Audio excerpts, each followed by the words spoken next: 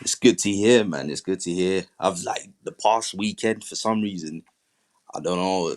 I've slept really late the past couple of days. How late we talking? I'm talking like 3 a.m. 3 a.m. Like it's just late, and like no particular reason. It's just like me and my wife, we've been out here and there. Yesterday, went to my sister's birthday. Came home really late. The weekend we had church convention all weekend. Yeah. So like by the time we get home, you want to eat and whatnot, and it just gets really late. But yeah, this past weekend I've just like had no sleep, and then getting up for work. Do you know what I did on Friday? I don't think so. What did you do? Right, so Fridays I don't work on Fridays, right? Yeah. I've got I've got no work on Friday, but I don't know why I jolted out of bed at 7:30 in the morning, thinking I had work. Oh Checked my jeez. phone. I Just to checked my see. phone. Oh, I got nothing going on. No, but I checked my phone and I look at the time. I'm like, oh shit, I'm gonna be late for work. So I jump out of bed. I start getting ready, start getting changed for work. Then I realize, wait, this Friday. Work Friday. I, dude, that was me. When I was a kid, I was like, I passed out and I woke up at like, well, I passed out like before dinner, like at like 5, and I woke up at like 7, and I usually have to get up at 7. And this was Mm, before I had like I had like a phone, so I could check the clock. So it just said 7:30. So I yeah. jumped up and got my clothes ready because I had my clothes ready for the next day. Um, no one was in the kit. No one was around. It was dark though because it was dark when morning came. So I went and got some. I went and got some breakfast, and I woke my mom. I walked in my mom's room, and I'm like, "Hey, we gotta go to school." And she's like, "What do you mean? It's the night. What do you mean? On school? Yet? You just got back." I'm like, "What do you mean? It's 7:30." She's like, "Yeah, at night." I'm like, are you kidding me? Kid me was not very happy. 7:30 at night. But I took it, I ran with it, and I went back to bed. Um, Yeah, man. maybe it's just me. I don't get like the stress of like, oh my god, like sleep until like 3 in the morning. That's me all the time. I think I there's only I think in the past month, I think I've only gone to bed before 10 o'clock, maybe one time. Oh yeah, really. Yeah, like my sleep is messed up, bro. I don't blame you. Yo, Vincenzo, what's good, man? What's good? Uh, Oh, let me tag the stream and oh, nice one. Oh yeah, thanks, Vincenzo. Yeah, finally hit that 1,000 oh subs. yeah, I was about to say you just hit 1,000. So Yeah, man. Yeah, I'm buzzing. I'm buzzing. It's a it's a nice feeling to finally hit that milestone. Um, I kind of killed myself with taking that 6 month break though. That it really killed me. Um, but yeah, we got there eventually, and onwards and upwards from here. I'm gonna try and be way more consistent, way faster with my uploads as well. Uh, I I'm also currently working on a video. Um, Working on I don't know if you've seen, but I started this series where I've taken all the players from each team. So the first video I did was Bastard Munchen. I took all the players, their best stats, and put it together in a stat tree, and then I gave them an overall rating for the team. And yeah. I'm gonna do an Ubers one next, and do a bit of a comparison between the two, and then I'll get to doing all 5 teams if they get more stats. They release more stats because currently, man, PXG is lacking. Like I don't think there's any PXG stats apart from Charles. Yeah, I don't think we have a single one. Yeah, that's crazy. That's crazy. And I then feel back, weird we don't have any master stats as well. I don't think we're gonna get that till like way later on. Yo, Abby, what's good, man? Thank you. Thanks for the congrats. Oh yeah, my boy deserves it. Man, I decided I'm gonna do it like slow and steady, slowly build up. You know, just keep trying to get way more consistent, way faster. Um, and looking to invest as well on better gear and stuff. I actually want to get a camera and do Oh, what, a webcam? yeah, yeah. If you want some recommendations, I think in terms of my gear, like I already had my PC, right? But I did legitimately all of my editing from my iPad. For the first year of my content, I did everything from my iPad. I wrote my scripts on my iPad. I recorded my audio on my iPad. I imported all my audio into CapCut on my iPad. I edited on my iPad, drew my thumbnail on my iPad, and then like legitimately everything was done on an iPad. Yeah. So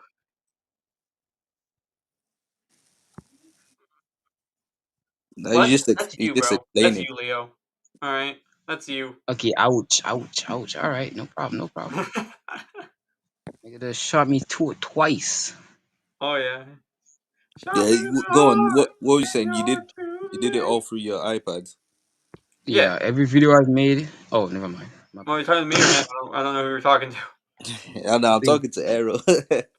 But yeah, My bad, my I bad. did everything through my iPad. So like to do content, to make good content, you don't need to have the highest like geared equipment. You just have to like make your content engaging with, right? But Hmm. aside from like my computer and stuff that I already had, I think my webcam and microphone in total 400, I think. I think I spent like Okay, actually hold up. Let me tell you. Let me tell you the exact price. that's a What good I'm mostly, investment though. I can tell you the what exact. I'm, what I'm mostly focused on is just getting a microphone, to be which fair. I have been trying to get. Do you know the mic you're coming from is right now? It doesn't sound too bad on the stream. It Yeah, it sounds doesn't pretty wait. good. Yeah, Leo, your microphone doesn't sound bad. It's just a matter of like I think the biggest issue comes with either A, an echo, or B, there's always a lot of background noise going on. Those are Hmm. the only Okay, issues so I see when it comes to that. Um. Oh. yeah, the fact that I don't really live in a quiet neighborhood, Yeah. so Um. Righto. Okay. So the microphone I have right here, Hmm. right? The one I use. This is what I use. So I use a Blue Yeti X. Right. Okay. Let me I'm wait looking at one sec. prices right now. A Blue Yeti X. Um. I'm looking at it right here. If I go to Logitech store, I can tell you the exact I'm price good. of it. Is looks like it's ranging between 100 and 170. Okay. Wait, You said Blue where Yeti did you buy it X. off? I bought it off of Logitech, so the official Logitech store that sells this stuff. That's where I bought it. Okay. So it's And got you a said Blue what Yeti was the X. X? Blue Yeti X. Yeah, but honestly, any Blue Yeti will work. So if you just look up Blue Yeti on Logitech store, there's so many good options. Like the normal Yeti is $100. Actually, they're all on sale right now. Mm. Well, at least three of them. So there's Yeti, Yeti Nano, and Yeti Aurora. Yeti is on sale $40.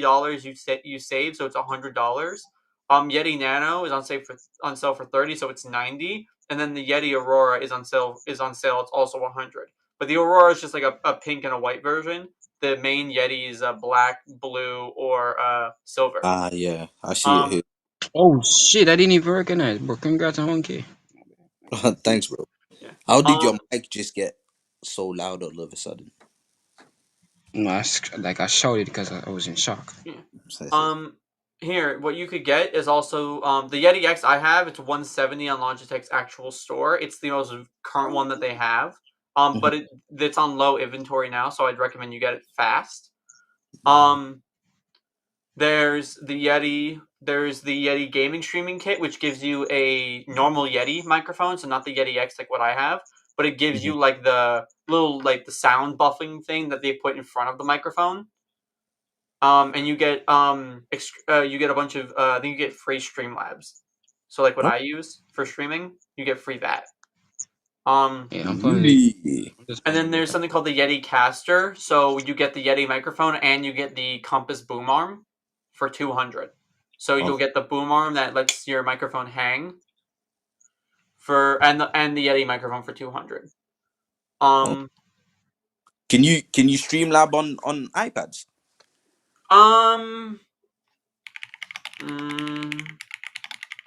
Because I think if you can't, then my next investment really needs to be Yeah, I think so. From how I'm looking at it, it seems you can.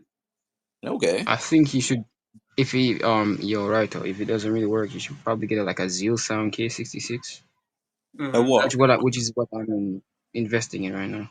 Yeah, Trying to Was get it? one. that's a good one too. What do you call it? Zeus? No, Zeal. Zero Zeal. sound. Yeah, Zeal. Zeal Sound K66. And it looks like a Like that. No, Zero sound mic. Oh, the a reason why Zeal. I'm getting it A because Zeal sound. I thought you said Zeo. nah, Oh, I see which. I'm getting it Yeah, mostly because it can like cancel out background noise because there's a specific button on it. Wait, what? that one's cheaper, but how good is the cheaper micro? Because it's like this one ranges from like $20 to $40, but like Yeah, but I'm no, I'm assuming it saying can't for be me, just I as don't good, know. no? No, I'm saying for me, I don't know if Writer's gonna get something more expensive if he just wants to. I'm Oh, saying he okay. can get this because it's cheap. Yeah, it is. This one's drastically cheaper, but I don't know how much you lose in quality for the cheaper price, or if you lose any at all. I would say if you want to, you could wait till Leo gets his, and then you could see how the quality is from his microphone, and then Yeah. compare it to like what Yeah. I have here, and you can say, okay, is it worth making the extra money, or can I just? It's not like at all of a quality loss. Yeah, that's true. For the webcam I use, I use a Logitech Brio, Brio. So the Logitech Brio is on the store. They have a new one right now called they have another one called the MX Brio. It's not the one I have. I don't think they sell the one I use anymore. It's 200, but it's probably just as good, if not better, than the one I have now. You have it's 5 stars on terms of how it is. You get 4K Ultra HD resolution, AI image enhancement, largest webcam sensor, 2 times finer detail image than its older versions. And it also comes with all the attachment stuff you need to put it on to plug it into your computer and clip it on top of Clip your it. monitor and plug it into your computer. So it comes with a lot of that stuff. It's a little more expensive, so you'll probably be spending around $400. I'm looking at it here. I don't know if it's the same one you've got. It's Logitech Brio Ultra HD 4K webcam, and Yeah, that's on this one Amazon. here is 150 on Yeah, Amazon. yeah. So that's the one I have. Okay. That's the exact one I have. Like I'm looking at it it's the exact model and kind that I'm using right now for my thing. Okay. So that one's like $40 cheaper. So you're gonna probably be spending around $400, but it's a one-time investment. I think it's really good. I think you can also pay a little extra money to get to get a warranty. So if something does happen in a year, get it Yeah. renewed and just get a brand new one. I'd highly recommend getting this stuff. I would say it's better for a laptop or computer to use these things on, just Yeah, simply because for sure. you're gonna get so much better quality when like you do Yeah, that. But that's the plan. Like, I think because my original plan was to get a new iPad. I want to right now. I'm running an 11-inch iPad Pro, but it's like the first gen because I bought it like 6 7 years ago. I want to Damn. upgrade it. Yeah, bro. I need to upgrade it, but I want like a 13-inch iPad Pro. And the reason why I'm looking at iPad Pros is because I've got what do you call it? Obviously I do a lot of coloring and drawing on it, so I need it. yeah, Uh, but I'm really thinking about investing in a computer instead. have you considered investing in I know it's gonna be way more money. It's probably gonna be around $1,000, but like those laptops that can fold. so you can get a laptop that's Oh good. yeah, You can fold into right. different Yeah, things. yeah. I My get. laptop, I think it's called the HP Envy. I think it's called. Hmm. Yeah. So I have the. Oh, they went up in price. Damn. Well, actually, no. I'm looking at the wrong one. I think. Which one is the one I have? I don't remember. It's a little more expensive. You're gonna probably go. It looks like But it's gonna run you, but around 1,500, yeah, $1,000 to 1,500. But it's the laptop I use for pretty much everything. It's the laptop I use for streaming. And you can fold it up like an iPad. So you can fold the back screen and turn it into an iPad you can draw on. Um, okay. I think it's compatible with like Apple iPhone stuff. If you really are wanting to do draw stuff, you could probably get like an iMac or like a Mac that can fold into an iPad as well, because you can download apps like Procreate, like what I use for my thumbnails. You can I really. I I didn't think know Procreate was on Mac. I don't know fully, but I use it's a Mac. It's an Apple Mac. Like it's an Apple. I'm pretty sure it's like an Apple product. No, I was Yeah. thinking of something different. But Right. So real quick, um, Vincenzo asked earlier, do you think the Masters stats are above 100? And my answer to that is, as silly as it sounds, I think if the Masters were judged on the same scale as the current players, then definitely their stats are above 100. Because I don't think so. do you know why I say that? Why? I say that because we remember when we saw when was it? At some point Nagi was talking about Rin and Isagi's. Oh, yeah, you Uh, said they went beyond the maximum. yeah, and he went beyond the max in terms of like spatial awareness. Isagi's is like beyond max, and Nagi's what was Nagi's one? It's Nagi's like is just graphene. his technique and stuff brought him was able to Yeah, help Isagi match. But that was like that's a second selection though. yeah, that was second selection. So Yeah. I'm thinking as we go through the story, it's gonna scale. So in like what we currently have in Mm-hmm. terms of stats, they they'll have to be like repurposed, not repurposed, but like readjusted for Mm-hmm. I for mean, the new rankings. I mean, out of everyone, Kaiser's the only highest one, but we haven't seen the Masters. I think Kaiser's like 98 rated. I don't. I think. Yeah, he's Yeah. 98 rated, Yeah, and Kaiser's the highest that we know of right now. so Arrow, you think that they're gonna be within the hundreds? I think they're just gonna. I think the hundreds is the cap. Like we saw, like here's the thing: we saw from Chris Prince, and I don't think that there is a single way that his stat could be just 100 across the board unless the whole thing was 100. Like unless Yeah. the cap was 100, it would make sense because the Master Strikers are so superior. But to say that that Chris Prince's is at 100, a solid 100, and just can't go up anymore, or just all of his stats could just be at 100 coincidentally. But I don't Hmm. think that's possible unless you're saying that like he pushed his body to the max, and now Hmm. the max is where his body is at, and his max is 100. That's why Yeah. all across 100, that's Yeah. where his stuff is. So like, No, I think for that chapter, I think kind of sure like did that part to just prove like he's a perfect hero and just showed the scale of like his stats and just put it at 100. I think he Yeah. can decrease based on performance, but yeah. Yeah, man. I think something will have to change because I think right now they're so tight. Like with Kaiser's, his what his offense is like 96 or something like that. Kaiser, But I'm then pretty I sure mean, his I offense is can guess. 98. nine I mean, is I can 98. guess half of the master stats. Yeah, Okay, we can start with Noah. what are you gonna guess? What are you gonna guess? I'd say for shooting, it's around 99 or 98. It has to be. uh, yeah, who knows? Yeah, shooting has to be 99 because Kaiser's is like 96, 95. Kaiser's is 99 or 98. No, his overall is 98, but his shooting's like something like 90. No, I I'll like to tell you. say Kaiser's 95. stats right now. Kaiser's shooting is 98.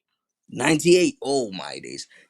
Yeah, see, I don't see how. So you don't The either overall stats 99 or don't make sense. They don't make sense because like even if you add the numbers up and average them out like you usually would, it Yeah, doesn't do that to you. yeah. It I tried that earlier. It don't work out like that. it doesn't make sense. In terms of like Noah, don't you feel like him having perfect bodily ambidexterity would not give him a 100 in everything as well? Yeah, Like it should. No. physically, he is a perfectly balanced Yeah, player. 100%. Like legitimately. He literally says I've just fully pursued and embodied the mindset of what it means to be a striker. yeah. Fully and entirely. So I feel like he should like I think all the masters are going to be at 100. They If have to. like yeah, OP mentioned that it could be relative to the U20 stats. So like in relation to the U20 stats, they all should be 100. That's Only what one I'm who I think thinking. you could argue isn't is Loki. And even then, do you consider that because Loki's a world-class player that it would be different?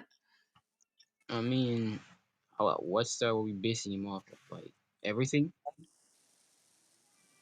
No, so as in, do you know how we get the stats of the players, but right now the stats are relative to these players at the U20 level. So when we go beyond the U20 level, And Eric, you'd sick. have My to, bad, bro. yeah, you'd have to like compensate for that. Suki's in the chat. But I feel like we'd have to wait to see how it's calculated before we can say anything else. You know, like, I don't Yeah, think we could argue. Oh, they are, um, they're at like they're okay. He's this guy here. He's 106 when we don't know the scaling to other blue lock yeah, yeah. I don't think it'll be like that. I think it'll be like a revision more than anything.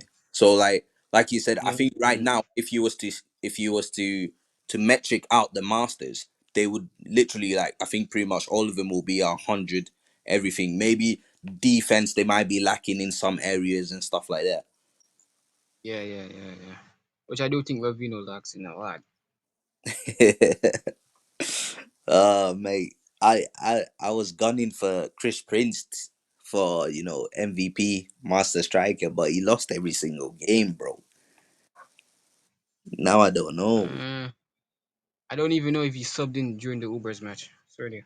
he probably did. Yeah, So I had a theory about that. So from what we saw of Chigity's performances, right, we can kind of tell he didn't score on Ubers. mm, So looking at how Chigity's value goes up, right? So we saw him jump from third. We saw him jump from in Manchine, his opening game against Bastard Munchen. He jumped up 30 million. Against PXG, he went up 20. So he went up from 30. He went up from 30 to 20 by 20. So he's at 50. Um, in the Ubers game though, he only went up 5. Now, assuming he scored again with his formula, and it's like, No, oh, the more you repeat the formula, the less people are going to value you. Could kind no. of make sense, right? Because 30, Okay, I 25, right? think. But in the final Okay, I think game, I did. he went up 35 Oh my million. So, and he did the same thing, and we saw him do really nothing else of value, you know? mm, So, in relation to that, I think Chigity didn't score against Ubers, and I think Chris Burton's did come on just because Agi no, has been told to constantly pass to Nagi, and Nagi and Rail's values both went down. I think if anyone else scored, they would be definitely in a higher position in terms of the ranking, at least the top yeah, 23, since every person who scored in the NEL is in the top 23, yeah. okay, I except for do Nagi think because fucking Chris Prince did score against Ubers. Since you said Chigiri went up by like 5 million or something, yeah, I Chigiri went up think 5 million he can, in the game. It and I could do think it it worth. could have also been like an Argy goal, but Yeah, but that Agi's been told to support Nagi the whole time. yeah, but he does wear the number 9 shirt and does play strike. Yeah, no, but he plays Okay, striker to like give he, passes to like Nagi. he He played plays up striker against forward to Bastard. give. What logic does that He mean? plays striker to give passes to Nagi. Yeah, see? Leo gets it. Yep. But we don't know what he was like. Maybe he decided that game, f that, and maybe that's why Chris Prince screamed at him to pass it this time around. And if it was more valuable, if Agi had scored, I feel like that wouldn't make sense. Like his entire purpose is to support Nagi here. And assuming Agi did score, I feel like they would have given a little more attention. But going off of the idea that Chris Prince was the one who scored it, since No, we know how Chickadee's value went again, up, But it won't matter too much. remember, like no. I'm If pretty sure it was that match where Chris screamed at Agi to pass Mm-hmm. it to Nagi. So Almost, maybe my thought was maybe Agi didn't pass it first time and decided to score for himself, and Chris had to this time intervene and scream at him to pass it to Nagi, because obviously Chris Prince's whole thing is about seeing the future of these players. yeah. um he takes his master role quite seriously, unlike some of the other guys. Yeah.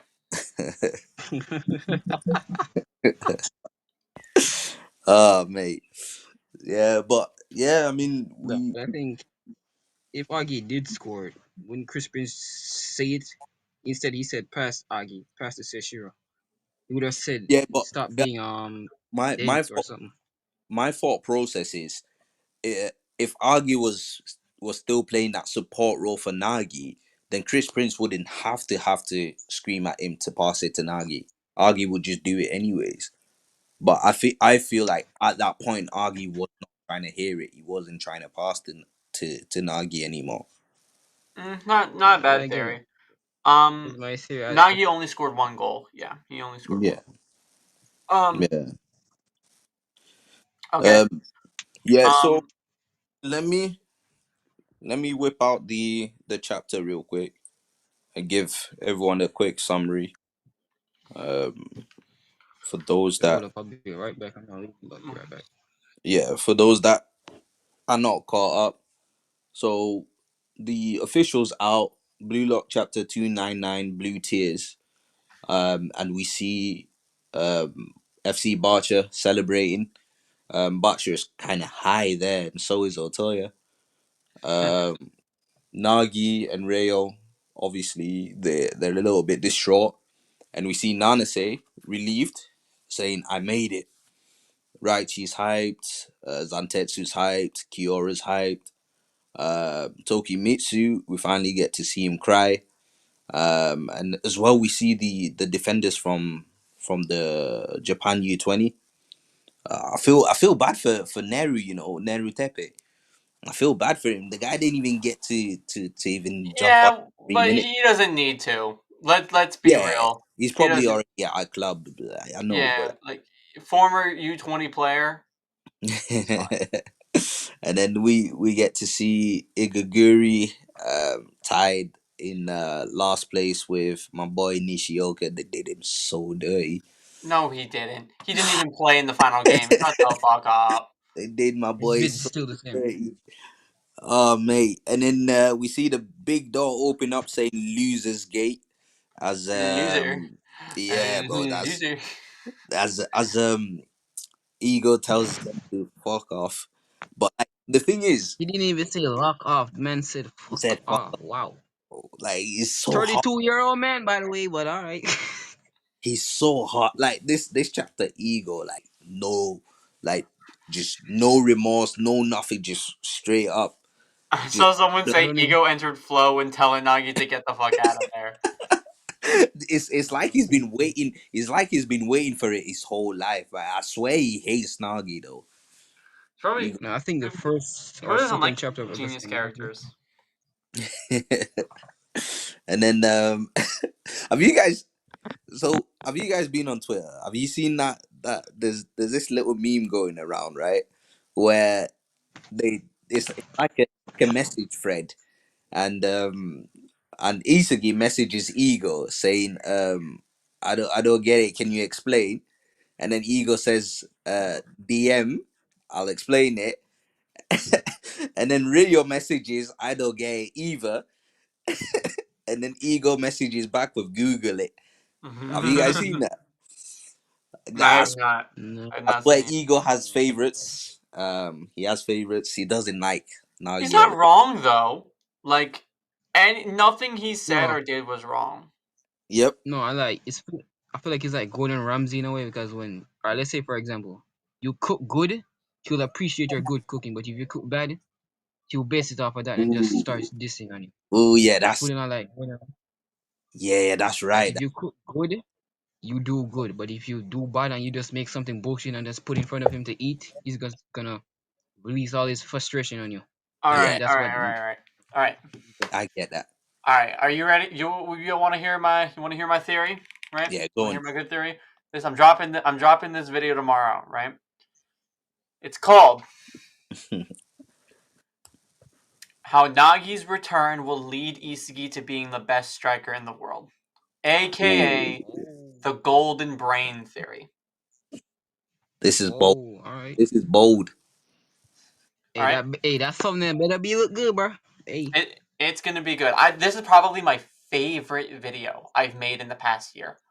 In Hmm. 2025, I like this more than my Ray Dark theory video. I Okay. love this Man, so I much. miss the old Ariel, man. I miss the Okay. old Ariel. Bring him back. I No. miss that Anyways, fucking One Piece PNG. I need him back right now. anyways, okay. So I'm gonna run you through my script, kind of paraphrasing it a bit. So Hmm. Isagi, in order to become the number one striker in the world, has to defeat Noah. Right? He has to defeat Noah. Yep. How is he gonna do that though? Right? Like he's missing a lot. What exactly is he missing? Well, he's missing a lot, right? Hmm. He is missing genetic or genius level individual amounts of talent. He's far outclassed in terms of physical stats, and his kinetic vision and playmaking are high. But when using that to try and outclass a genius like Noah, it's going to be hard to do, Hmm. especially when geniuses on the pitch are so incredibly flashy when it comes to their individualized weapons. Right? They make such a dramatic showing on the field. In the U20 game, Chigi's World Roaring Rush, Bado's Isagi Hunting, Marine's Destroyer Mode, Shido's Big Bang Drive. Even at the stage of the U20 game, the geniuses were the ones taking center stage, and only talented learners barely stole it for a little bit. True. Sai took the stage at the start and immediately got it stolen by Nagi. The only Oh other time a yeah, talented man. learner took center stage was Isagi's final goal.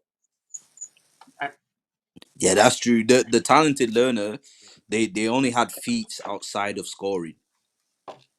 No, they're like the So like scientists. Rayo's They're the interception, scientists. IQ's interceptions. Um, who else? Who else did something? Yeah, yes, But it's slim hear pickings. me on this, right? When it comes Yeah, to like surpassing a genius like Noah, Isagi's going to have a lot of difficulty, especially when it relates to popularity, because talented learners naturally are not as flashy. There's some Hmm. examples, of course, but they're usually not as flashy. And we saw from Noah and Chris Prince's conversation that popularity has a lot of role to play on your standing and placement when it comes to being the best in the world. Like Noah was voted best striker in the world like by over Ooh. like 600 votes from Chris Prince. So Yeah. popularity plays a huge factor in whether or not you're the best in the world, right? Hmm. Because like, let's say, um, would people consider Ronaldo or Messi to be one of the best players or best striker, whatever? Like, I think Ronaldo is more of a striker. Am I wrong in that? Yeah. Is he more of a midfielder? Would yeah, people yeah. ever call him the Messi's a best striker in the player. world if he wasn't as popular? No, probably not. People would probably pick Well, someone more popular, right? at his prime, yes. Currently, no. I think he would have fell off a lot sooner if Well, he I mean, like wasn't if popular. he did the same thing, but one other person was more popular than him, Hmm. would he not be considered the best over him because he's way more popular? Popularity Yeah. has a huge factor. Popularity isn't really the impact. I'm just saying, income when it relates to popularity, he needs something. He Yeah. needs to be flashy. So, what is Isagi supposed to do? Well, Isagi needs to become a genius. Eh? And Huh? I know, Wait, sounds whoa, crazy. wait, It's wait, not something wait, what? possible for him to do, but hear me out. Nah, let's hear him out. Let's hear him out. Hear me out. Right? Isagi needs to become a genius. It sounds crazy because becoming a genius isn't something that Isagi could do at this moment. And even when he thought he was playing like a genius, he was playing at a lower tier. When he was playing with the logic of believing that he was in the same category as Rain and Barou and Shido and Nagi, It's what led him to playing at a lower level than his peak performance. So how and why would becoming a genius help Isagi, right? Mm-hmm. Well, allow me to explain. Within BLUELOCK, there are two main classifications of players: talented learners and geniuses, right? Talented learners who dominate the field using logic and rationality. And you have players like Isagi, using his spatial awareness to calculate and predict the future actions and flow of the game. You have Raito, who hyper-analyzes players in order to copy their techniques. And you have Kaiser, who applies physics into his playstyle to allow for the Kaiser impact to perform at maximum effectiveness. However, on the other side, you have geniuses who rely on instinct, emotion, and genetic mutations to force themselves and their styles upon the world stage. Examples of this: Barou's selfish ego. He works effectively because he trusts himself and his plays more than to the traditional tactics. You have Shido's instant understanding of his position in relation to the goal box when in the penalty area, making him a goal-scoring machine. And you have Bachira's intuitive dribbling, to where his plays and performances are creations of pure instinct, something not even he will know will work until he does it. When you reference the different styles of these characters, putting them in two different classifications makes a lot of sense because they are vastly different. However, these two classifications correspond to the dual hemispheres of your brain. Looking at how the brain functions and processes information and works, it's divided into two hemispheres. The left side of your brain controls aspects like logic, analysis, and structured ideas, while the right side controls instinct, creativity, and emotional range. And within BLUELOCK, Ego is essentially forcing players to embody and bring out the best in them by bringing out and applying and amplifying the aspects of this brain, colliding with them on the pitch. Through the trials and selection events, Ego brings out the best in both of these elements, and that's how the BLUELOCK project works. Now, though these performances are very... Do you disagree? Do you think this is stupid? No, No, bro. I'm just. nothing like this. It was the comment. From BLUELOCK to Dr. Stone? Yeah. We're doing all this shit. But hear me out on this. Hear me out. Yeah, It I gets need to better. see No, where but this I'm is loving going. it so far. I'm loving it so far. It's good. It's good. Keep going. It gets better.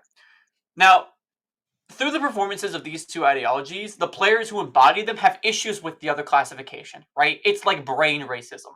Mhm. So, geniuses mock talented learners for their overthinking and complex plans, while talented learners despise the natural talent and genetic mutations that allow for geniuses to essentially cheat their way past their hard work. Mhm.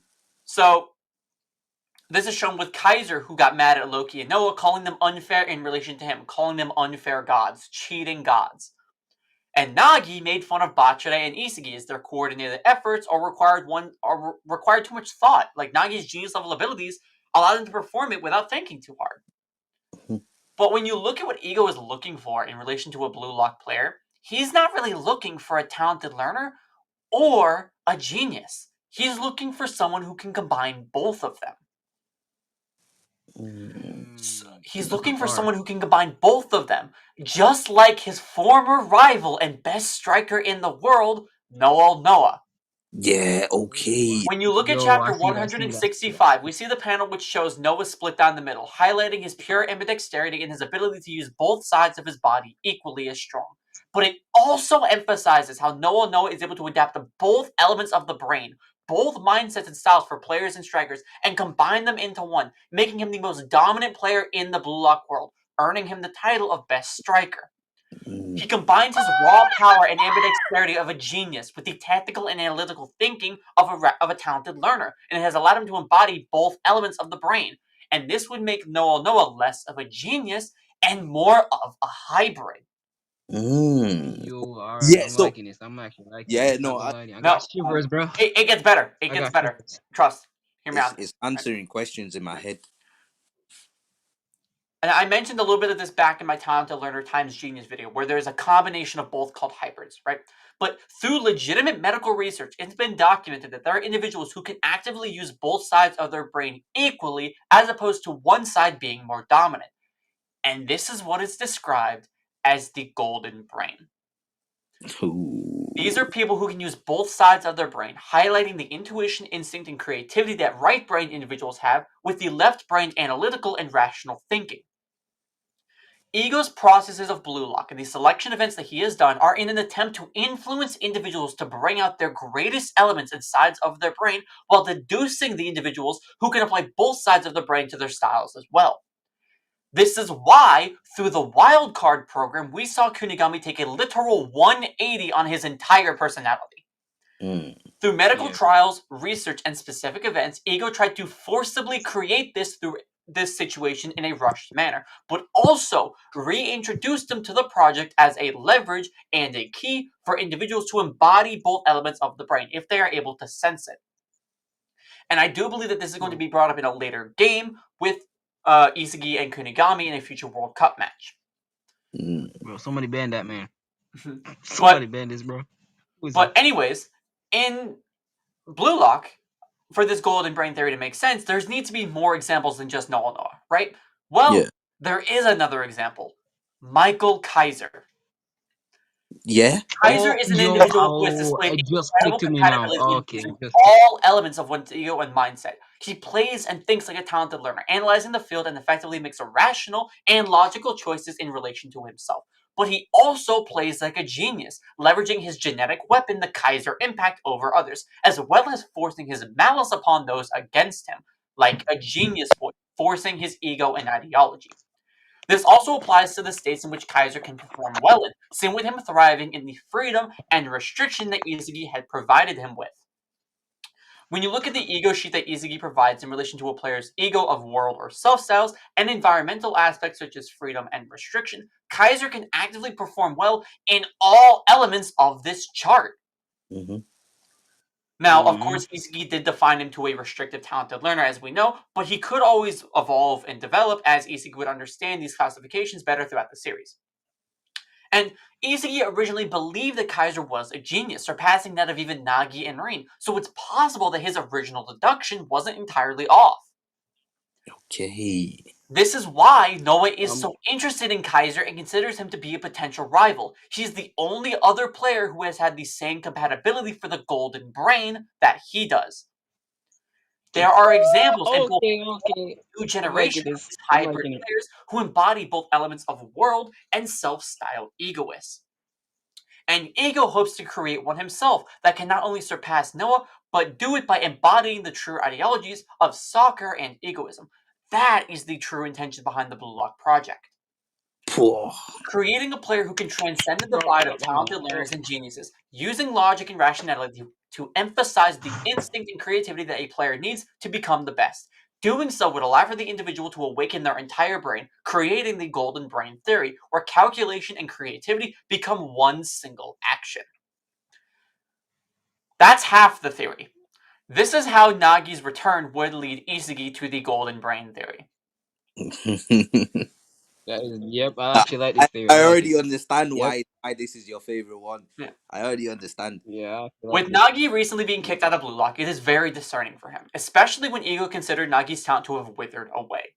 And I do agree, Nagi is getting kicked out of BLUELOCK, and potentially out of the series, but I don't think he's going to get kicked out of the series entirely like many people do, right? The first thing I want to look at are Ego's words in this chapter, because when he speaks directly to Nagi, something's a little bit strange about this, right? It seems a little weird. In the end, these are his words. In the end, seishiro Nagi, you spoke of being the world's best, but you couldn't find a fire beyond the dream to defeat Yoichi Isagi. You were satisfied, right? That's why you were afraid of losing the ones around you, no? This is BLUELOCK. I only need crazy bastards who won't be satisfied until they're the world's best. Normies who are satisfied with less than that, please, go home, seishiro Nagi. Now, hell of a goodbye speech to Nagi, right? One of Ego's best in a while. But it brings up a lot of points, and I'm going to go over them now. It relates to already existing points.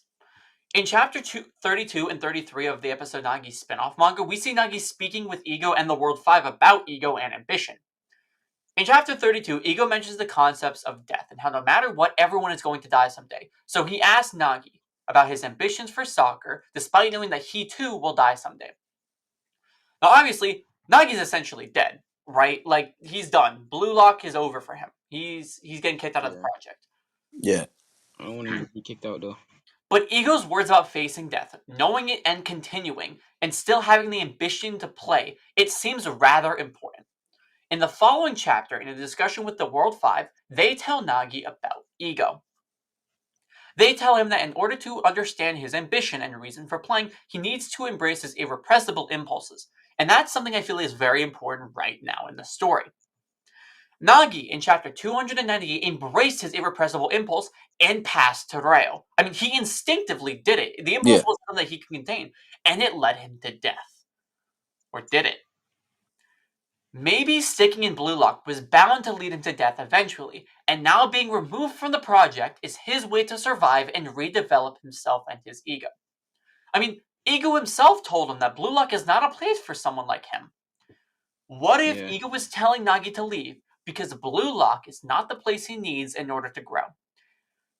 Even if on a decline, Ego has always shown that he cares for his players and wants to nurture their talent. And as someone who has seen what Nagi is capable of, even going back to the beginning of the series, where he was labeled as the strongest player in Stratum 5, him telling Nagi to leave with no plans in mind is not something I believe that he would do. Even looking at chapter 2 of the episode Nagi Manga, he tells Nagi to leave and rot away in comfort. But after Nagi enters the project with Rayo anyways, Ego smiles. He knows that BLUELOCK is not the place for Nagi No, right yeah, now, yeah, and he true, has a true. plan for Nagi in the future. But how does this relate to the golden brain theory that I mentioned earlier? Well, looking at Ego's words of Nagi, he describes Nagi's talent as being gone, withered away to be exact.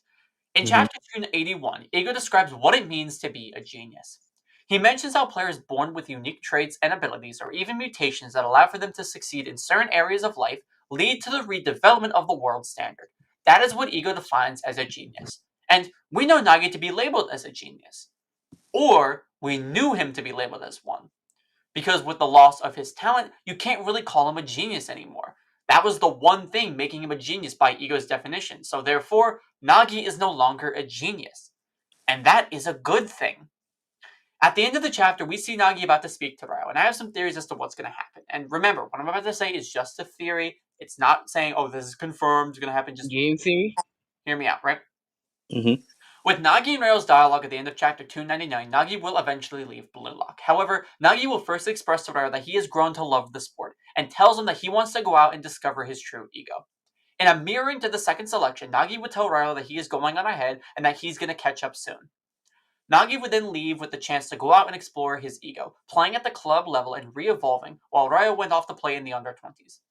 Now, this is following a theory that I posted about a week ago about Nagi returning, right? And it's expanded upon this, but Yeah. it's genuinely the same. In that theory, I explained how Bro, Nagi how would long return is to this us video gonna be? How long is this video gonna be? 15 minutes. Um, Bro, yo, Nagi I'm would about to be hype. listen, Nagi would return to us in the series after an injury from someone like Chigity in the Under-20s World Cup, where he would join the team in place of Chigity going into the main World Cup with the non-Under-20 players, right? Mhm. Yeah.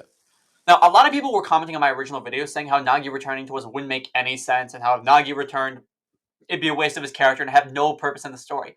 But now we have that purpose. With Nagi returning and rejoining the Under-20 team, being scouted from his club, and revitalizing his ego, Isagi would notice something different about him. Through their games and experience, Isagi would realize that Nagi isn't the same. And this is where we would get the reveal that Nagi has become a golden-brained, hybrid egoist.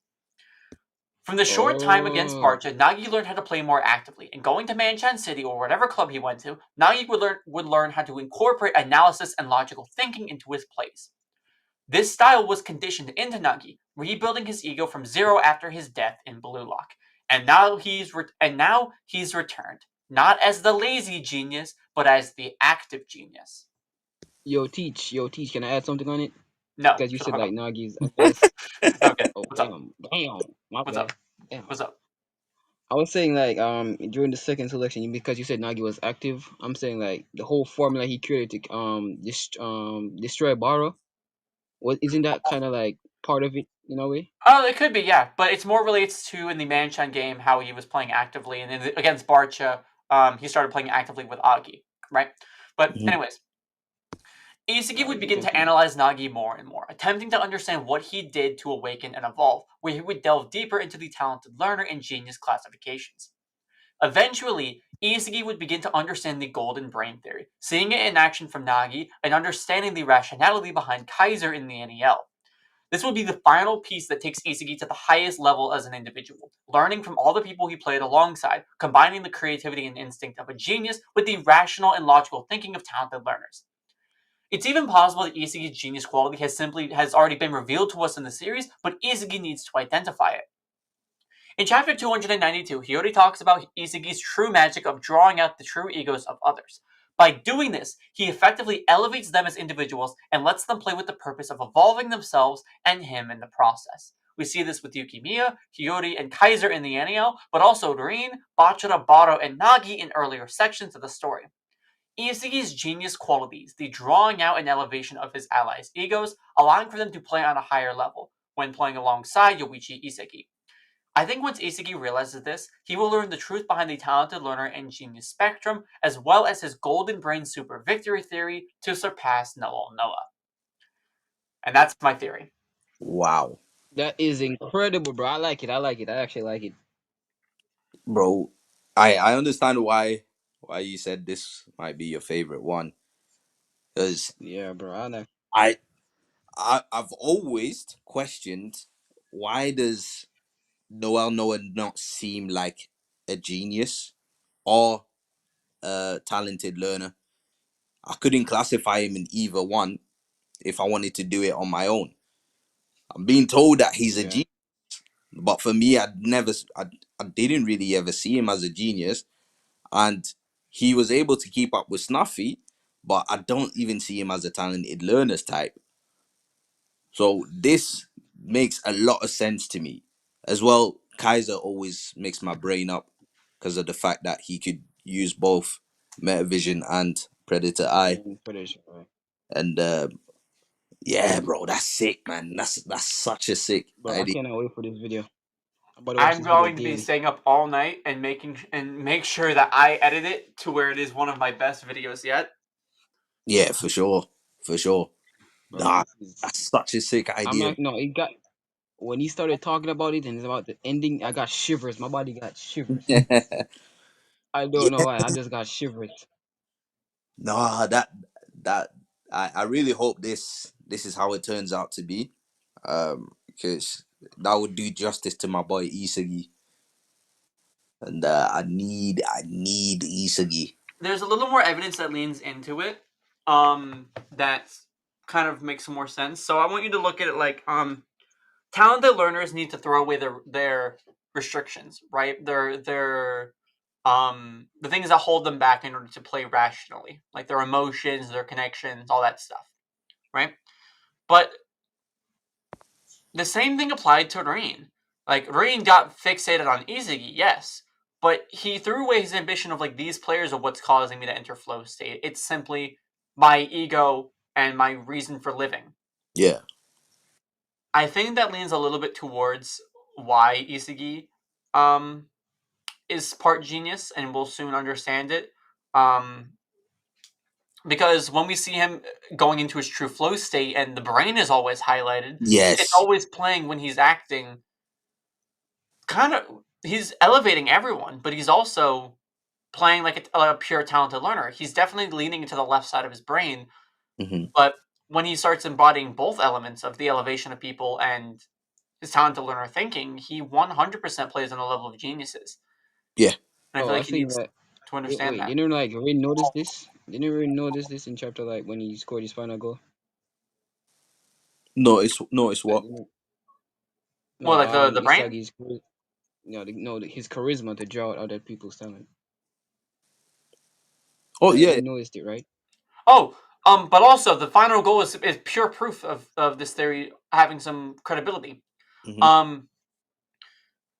What Ness thought was Kaiser was Isagi. He drew out Ness's true ego and his best, to which Isagi could then evolve himself from it. Yeah. Like playing rationally like a talented learner by drawing out the best in your teammate while essentially forcing them to evolve you in the process. That's what he did. And Yeah. Yeah. No, see, like Vincenzo here says, he says also from the beginning seemed more Kaiser seemed more like a genius than a prodigy. And I agree with that. And then once we learned that he was a talented learner, it still didn't sit right with me at that point. Yeah. So the whole you connecting Noel Noah and Kaiser, that is perfect. Because I also feel like Isagi has another gear he needs to go up, and not just in terms of metavision, because I think his metavision is top already, but he's Yes. gonna need something else to be able to fight at higher. Against no He just needs to get or any better and player. evolve his teammates. I think he just needs to understand once he gets that idea, like once he gets the ideology of No, evolving my yeah, I teammates think you're evolves right. me. Um, Yeah, this theory is kind of nice because in a way, Isagi awakened. He didn't really have a solution for Loki. Instead, he attacked other players that linked with Loki. Mm, mm, yeah, that's true. He didn't really attempt to stop Loki. He just thought about a different way to attack. Instead of going after Loki, he went after Rin. Oh, so you think that his genius side will be the elevation of other players?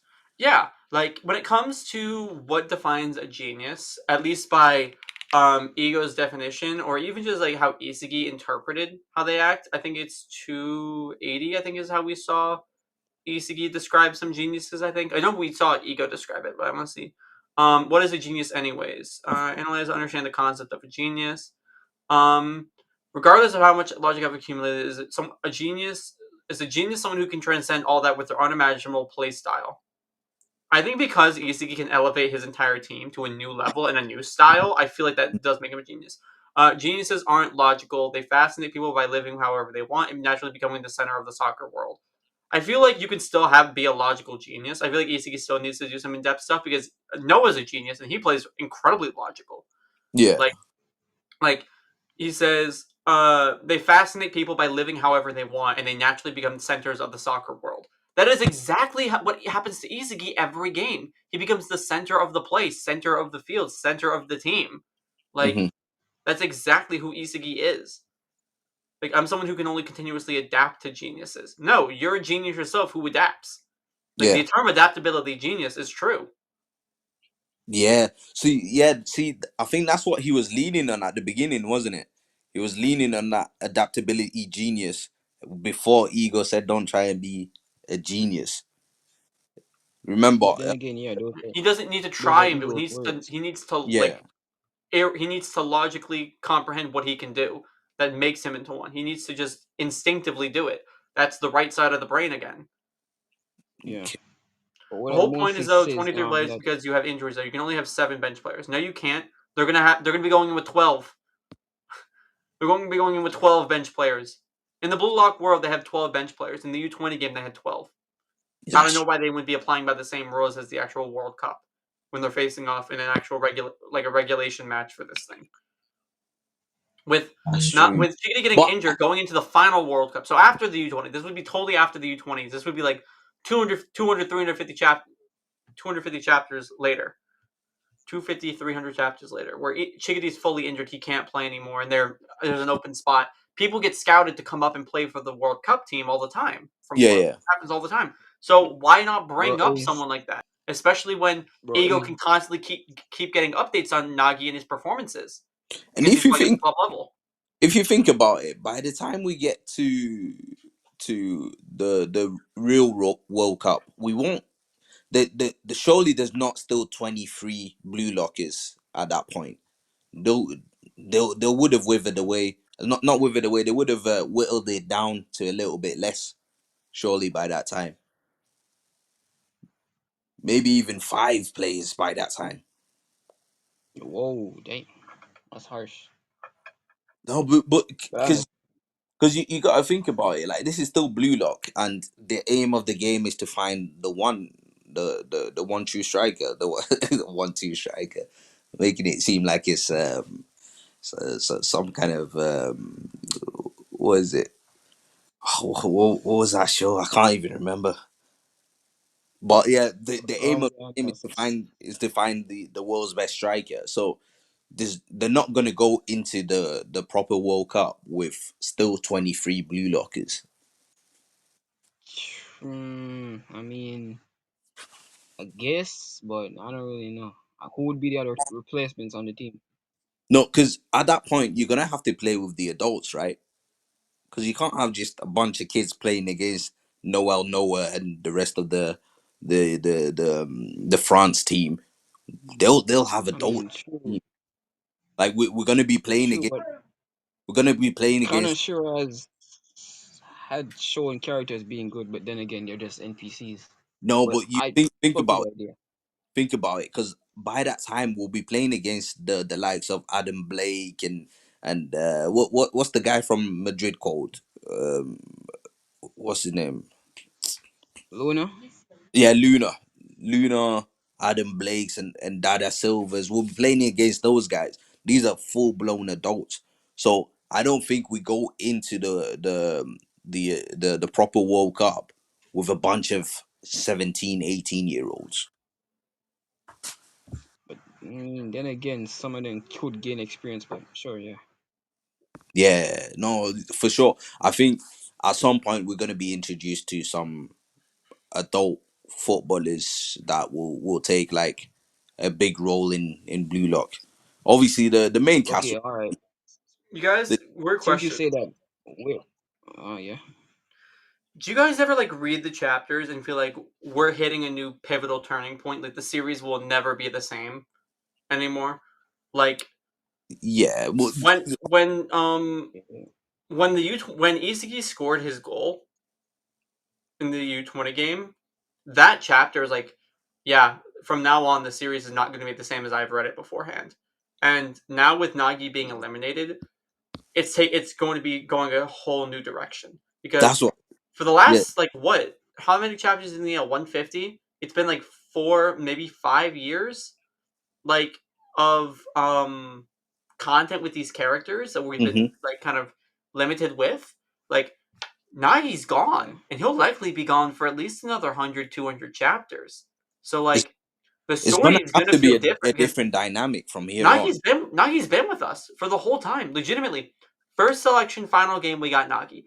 Hmm. Whole second selection, we had Nagi. Um, third selection, Nagi had a small interaction with Raito, but the arc wasn't that long, so it didn't really Hmm. matter that much. U20 game, Nagi scored the first goal for the Blue Lock team and was involved in actively involved in the plays. And then in NEL, Nagi was the second game, the first real main long game since Bachira ended in like less than 10 chapters. Yeah. Like Nagi's been a very prominent character, and now we're just losing him. So like I wonder how that's gonna feel now when we're gonna be pretty much strictly following Isagi now. Like we used to kind of have Nagi and Isagi as a kind of duo, from perspectives. So Hmm. now I wonder what's gonna happen in terms Yeah, of Yeah, like I think duels, we focus. duels. I think there'll be more focus on Rin as well now, though. Don't you think? maybe, but I Yeah. feel like Raid is it's too close to Isagi. Like Mm. Nagi feels close to Isagi, but still different enough. Like Rain Because feels too close to Isagi. we still got to think about the whole um La Real dynamic. Hmm. What? What Ooh, about Sai? Sai is going to be a I was huge. Is Sai I was going to come going. in and replace Nagi? That'd be a very interesting dynamic for Sai. Ooh, Like, yeah, I would love that. I would love that personally. But I was gonna ask, what are the chances of side transferring? very low. Very low. What's the Transferring. purpose of having the top 23? Okay, you top 23, you guys are going to be the new U20 team, except for a 24th player I haven't mentioned that we could have used Nagi for, but now he's gone. Oh, duh, duh, duh. Like, Sai also probably doesn't think Japan is still worthy enough. Like, especially after seeing Nagi, the guy who scored the very first goal for the team, is now kicked out of the project. He may not have total faith in the country still. Like, I don't Mm. know. I mean, yes, I think he might have faith in like Isagi and the rest of them. not to mention, Nagi stole Sai's spotlight. Sai was the center of the stage, and then Nagi took it from him. So the fact that like this guy took my spotlight on the stage, and now he's gone. I don't know if I can. I don't know if Japan's fully ready yet. He probably won't come to play until the main World Cup. I could see Sai and Nagi coming back to play for the main World Cup. I could totally see that happening. Yeah, yeah, for sure.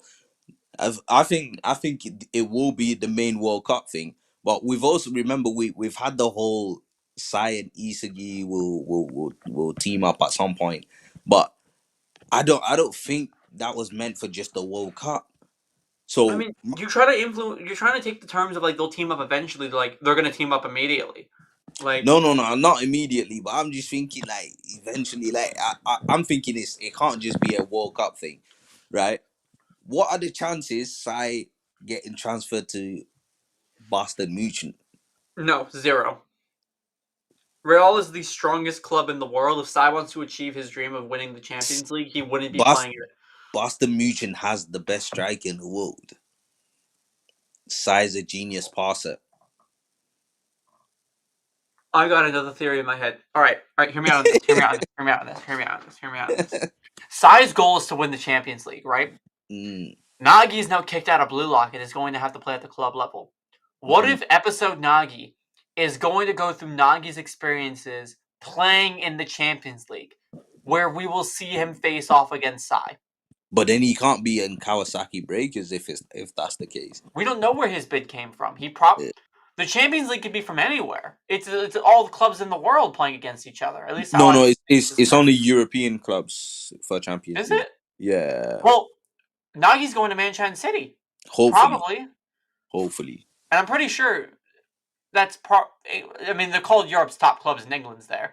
If he goes to Munchen City, Nagi and Agi helping Nagi play actively against Sai, Hmm. we have to be giving us some Sai content, or I think that'd be a great direction for the spin-off to go. Like you get to explore the Champions League of the series, and episode Nagi will feel really relevant again. Like episode Nagi has felt it's BLUELOCK, but it's not fully fresh BLUELOCK. Yeah. It's not It doesn't feel not new new content BLUELOCK, like that. you know? It Yeah, doesn't feel new. But yeah.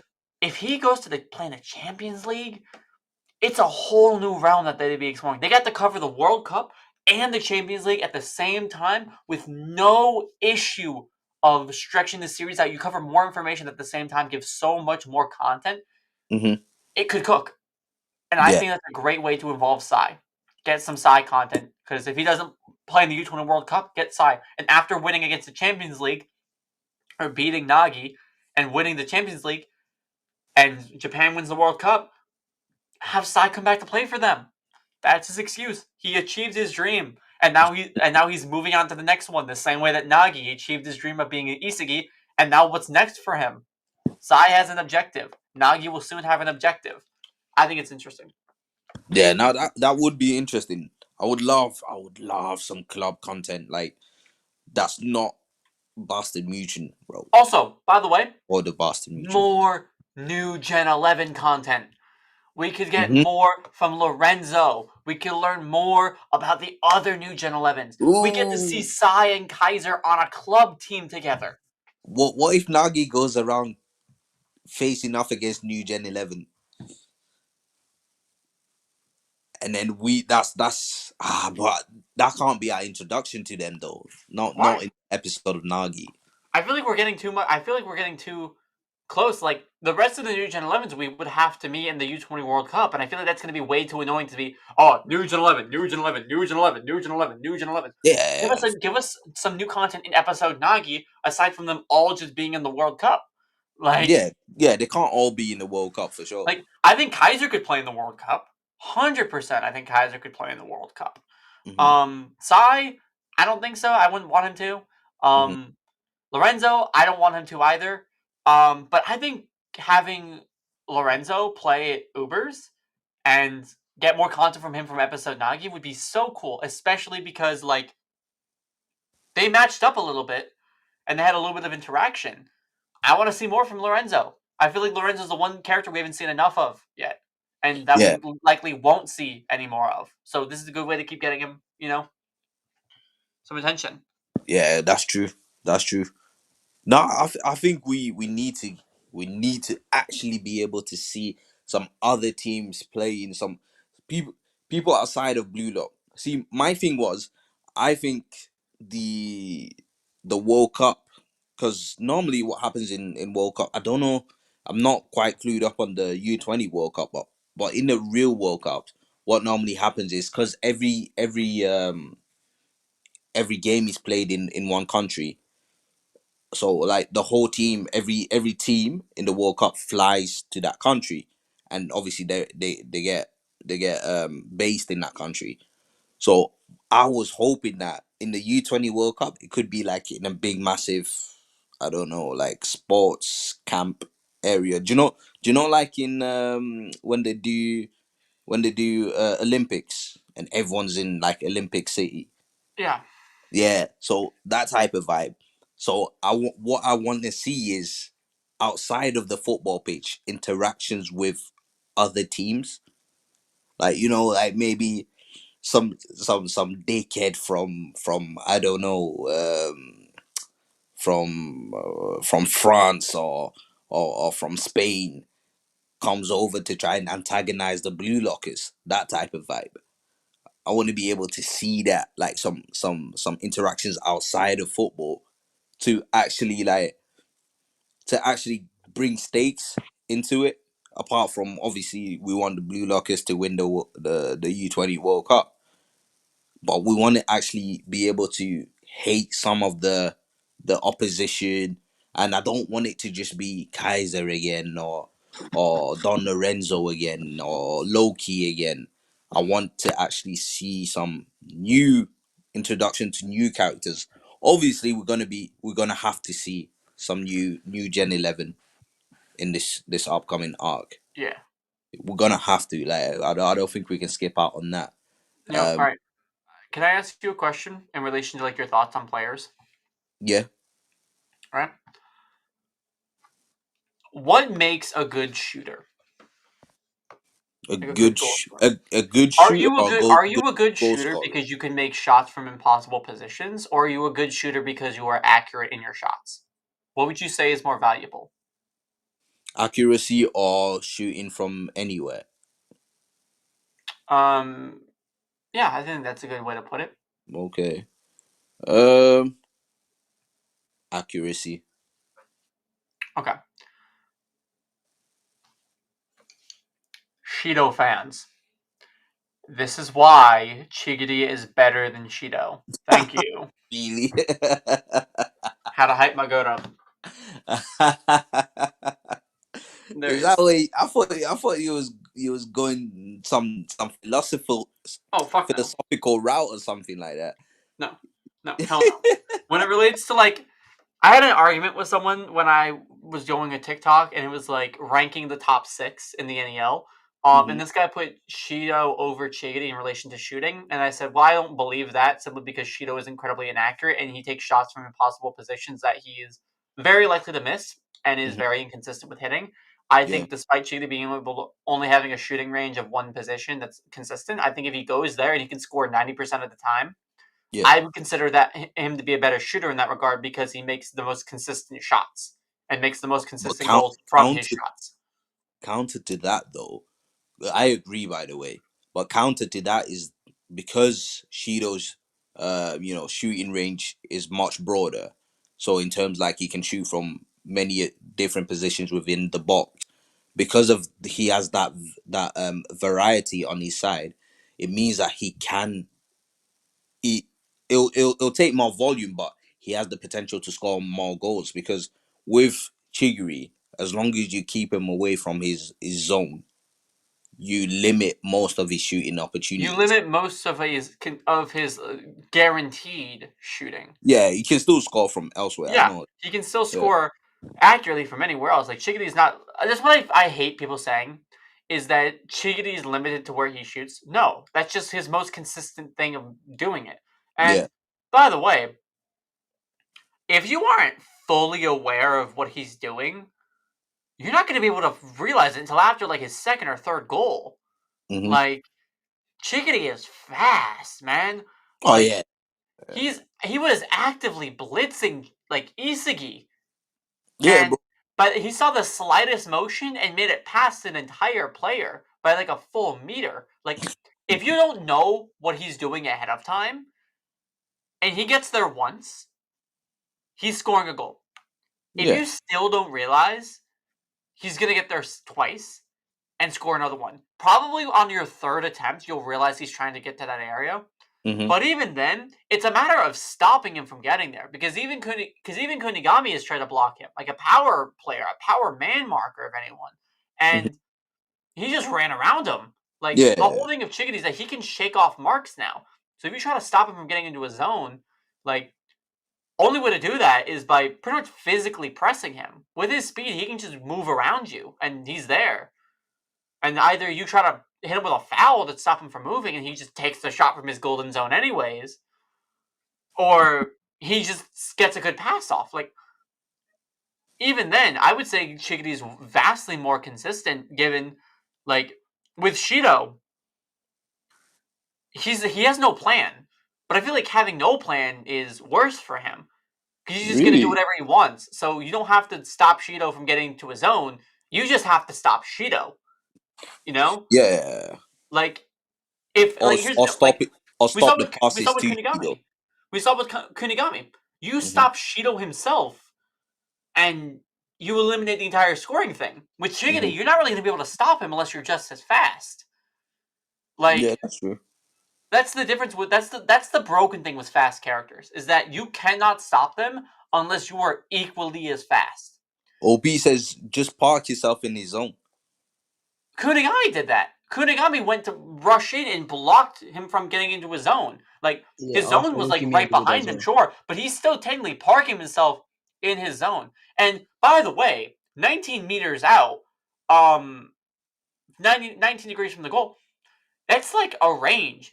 44 degrees, 19 meters is his sweet spot. If he goes an extra meter off, in any direction, that's about the same distance Irene had to mark Isagi for. That's a big distance. It's a big gap. And this is coming from someone as athletic as Chigiri. Like, you have to, like, stop him to stop him. You can't stop him from getting to his zone. With Shido, because he has such a big zone, all you need to do is stop him. And it's drastically easier to stop Shido than it is to stop Chigiri. Because, Yeah. like, yeah, you stop him from shooting on the right, he could just go to shoot on the left, sure. But I mean, you stop Shido, he's not shooting at all. You can't stop Chigiri from getting to his zone. It's hard to stop him with the ball. Could you imagine him trying to stop him without the ball? When he's sprinting, he still has to try and maintain some control when he's dribbling. So his speed naturally is going to decrease. If he Yeah. doesn't have the ball and he's just full sprinting to his spot, you are not stopping him unless you were just as fast. I don't even think if you put, like, seriously, if you put, like, Zantetsu and Shido to mark Chigiri, I'm not even sure they could. I don't know. I think they may be able Do you, to. not maybe like either or, so not like together, because together, Okay. possibly. Okay. One or the other. If you put Zantetsu alone or Shido alone on No, Chigiri, I do you don't think think they're able to Zantetsu stop has him? the chops. I don't think Zantetsu has the chops. I don't think Shido is good enough defensively. I think Shido might do it if he risks a foul. Like, Shido's Yeah. very physical. He's very violent. So, like, I feel like at the risk of a foul, he could stop him the same way that, like, Igaguri did. Mhm. But I don't think he's going to be able to stop Chigiri full sprint. Like, Chigiry's a 9. I'm pretty sure Chigiri is as good at sprinting as Kaiser is at shooting. He's like 98, 90. Yeah, 98. 96 is where we saw. No, 95. I know 95 is where we saw his speeds, his stats. Yeah, he's a 98 in speed Mhm. and a 95. He's 1 point below Kaiser in offense. He is 5 points above Barou in dribbling. Mhm. You saw Kurona stop Chigiri as he immediately got the ball. So he Yeah. wasn't even in motion yet. Yeah, he didn't start going yet. Like, that was in But chapter. Leo says Chigiri would have scored versus Ubers if he had better shooting. He doesn't rate Chigiri's shooting.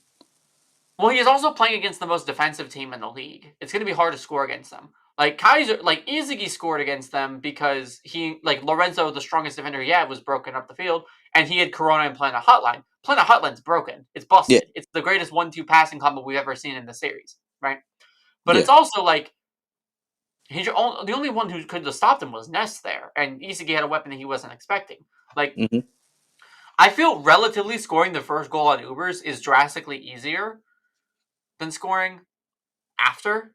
Do you know one thing though? I don't think we've ever seen, apart from Rin, anyone try to man mark Isagi. Have we seen that yet? No. Well, I mean, Karasu did it in third selection. Oh yeah.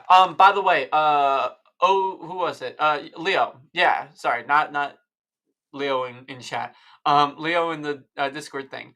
Yeah. He stopped Chigiri.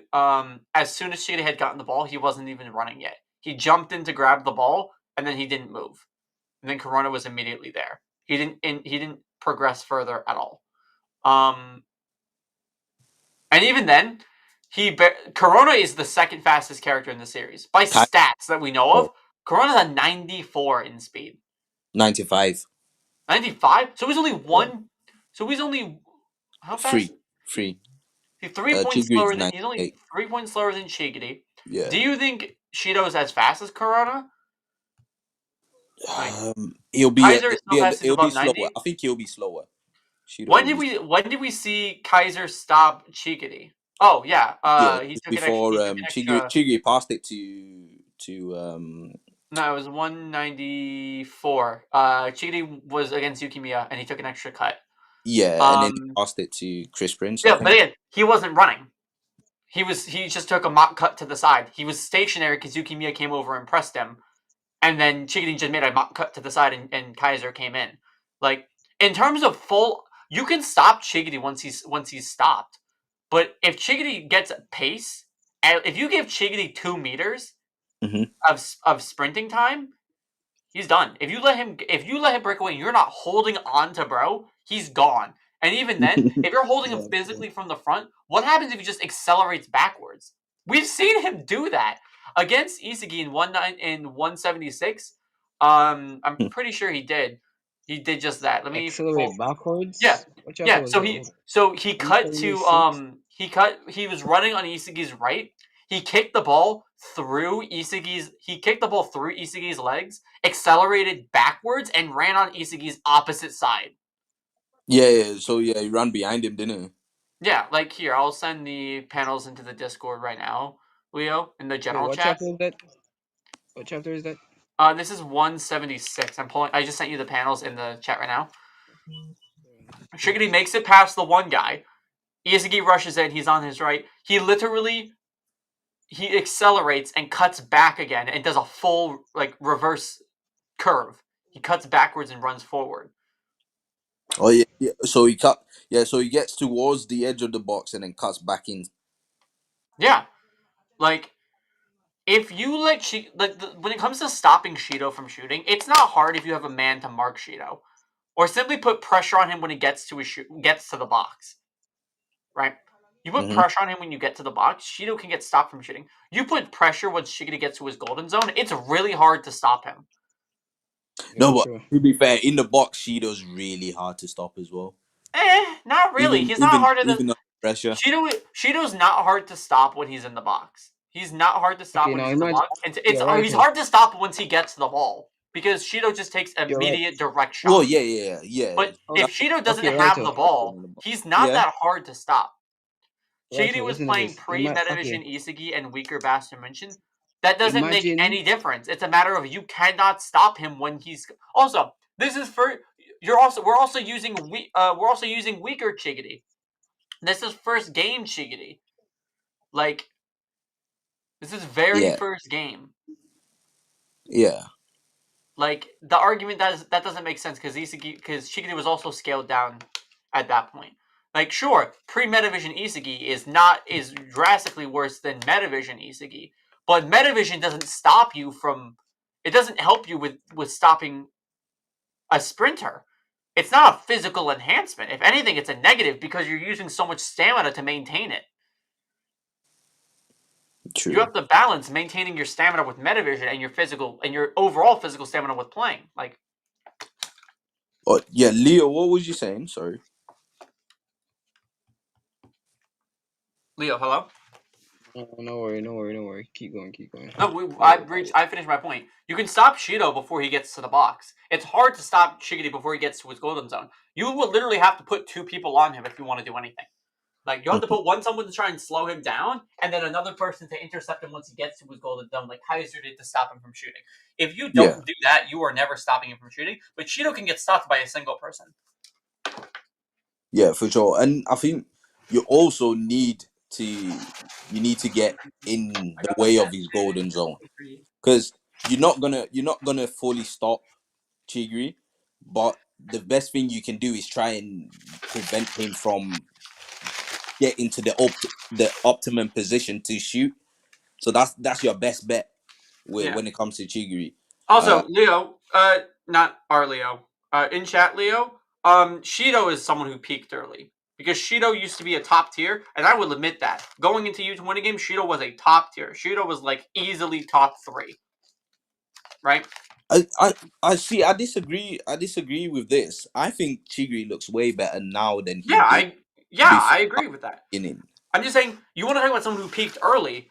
Shido peaked early. He has not evolved a single bit. Yeah, The only thing he Shido's got was flow regressed in my state. opinion. I don't even say flow states and awakening since every single person got it. It was like a mass evolution. Yeah, for me, she it's not regressed. I can't say regressed, but Shido's been caught up by the rest of the Blue Lockers. For me, Chigiri is someone that's actually improved from when we first Oh saw. no, Shido's already been surpassed. Sorry, Shido's already been Shido's surpassed. already been surpassed. Yeah, I Yeah, think it's fair to say. Shido probably scored because he had Charles. Every time we see Shido playing, he's being assisted by Charles. You can't argue, but maybe he didn't for this time. Okay, well maybe Lorenzo wasn't on the pitch. I mean, Isagi scored twice on Lorenzo. First time, obviously, he caught him off guard, but second time, it definitely was Isagi's win. Mm-hmm. Oh, how do you think Shido will awaken? Because he needs an awakening. He needs an evolution. So how will he do it? He's Bro. just gonna keep thinking about sex and just out. No, so I There's a think little he, hole on the ball, and I want. I think the only thing he can do is maximize his shooting outside the box. Even then, I feel like he needs to stop taking irrational shots and start taking rational ones. I feel like Shido could use that as such a good bait. Seriously, what if Shido used his impossible shooting to just make a normal shot? True, Like, but then that doesn't satisfy his genius needs though. he's faking him out. He's showing the world that he's consistent and crazy. But I get it. He gets his ego from like performing crazy plays. But isn't the craziest play for Shido in that instance to hit a not crazy one? Like, Yeah, if true. couldn't Shido get just as much excitement from using his existing performances Shi- as bait to score Shido, No, I something else? think the only logical goal he scored was with Sai. I think Sai said he has to think between logic and illogical. And when he Mm-hmm. crossed both of those together, he scored a goal that no one could reach, but it was the most irrational thing Oh, by the way, mid-air. fun. mm, People want to say that Sai chose Shido because he's the only one that can contain him and like utilize him. He told Shido to not play totally irrational because if he did, Sai wouldn't have been able to predict him. mm, He defined between the lines of logical and irrational, something that I can still understand, and I will work my magic. He literally yeah, said, that's true. if you go irrational, I'm not. It's basically saying, if you go irrational, I'm not gonna have any clue what the fuck you're doing, and I'm not gonna be able to help you. Start playing more rationally, and we'll help you cook. But if you don't, Yeah, and that like he literally and says, yeah, before like the realistically possible plays and the ideal plays you want to make, aim for a spot that blends both of them. Don't stop your inspiration. Visualize the best possible goal for this moment.